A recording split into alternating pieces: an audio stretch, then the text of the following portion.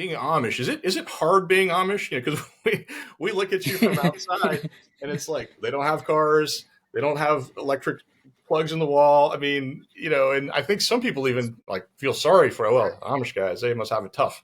Is that true? Don't feel sorry for us. No. Okay, all right, good. We're having a good life. Um, what is it like to be an Amishman in the 21st century? Technology clearly is a big challenge. And even when we started the business here, Gudessa, 22 years ago, compared to today, the amount of business that's done online, email, that has really changed. We find solutions to Mm-hmm, that. mm-hmm, Um, I personally am not comfortable being on a computer, mm-hmm, uh, but I will hire someone to do that work for me. And I'm also looking to for the next generation. How can we involve them? How mm-hmm, can we how can we teach them the values of and the dangers? I should say mm-hmm, the dangers of what's out there on the internet, but still have them grow up to be responsible adults, realizing that this will just continue to change, and in some way they will embrace technology in a different way than perhaps what my generation has.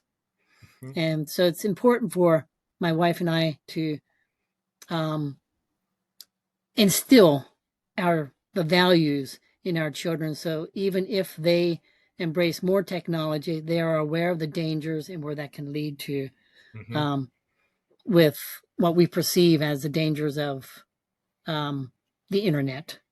Gotcha. Realizing there's a lot of good on the Mhm. internet as well. I I think do that's a realize that. question.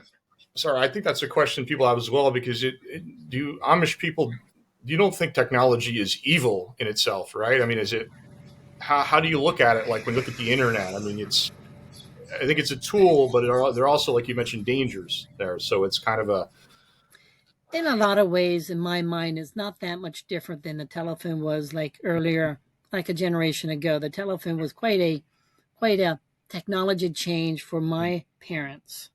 Um, disruptive, I think. Yeah. Disruptive, and then you could also reach a lot of material on the telephone that was not necessarily productive or upbuilding. So, in a lot of ways, in my mind, this is very similar to what they faced. Mm-hmm. And I'm trying to remember the way my parents taught me, and then trying to instill the same values in our children. Particularly when we moved into these valleys in the Mm-hmm. early 70s, a lot of the natives were like, what is coming here? These people are very backward. And then as um, we learned to know each other, and they became involved with us, we became involved in the general community. They saw, this is, in a lot of ways, they are no different than we are. In other words, the Amish people versus the general mainstream, we Mm-hmm. have our challenges. We like to have fun, we like to laugh and joke, and we like to, but we're also serious, and we also have our heartaches, and we have our challenges just like any other human being does.